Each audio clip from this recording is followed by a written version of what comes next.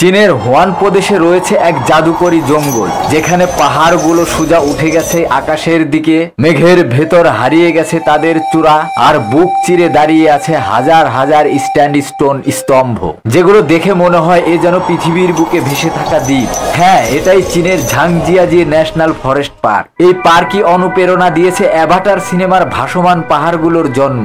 এখানে আছে এক অনন্য প্রযুক্তির বিস্ময়, বাইলং এলিভেটর, কাঁচে মোড়ানো এক লিফট যা সোজা পাহাড়ের গা ঘেঁষে উঠে গেছে আকাশের দিকে। এই লিফট মাত্র 88 সেকেন্ডে আপনাকে তুলে নিয়ে যাবে 326 মিটার উপরে, যেখানে নিচে কুয়াশায় ঢাকা বন আর চারপাশে পাহাড়ের রাজ্য।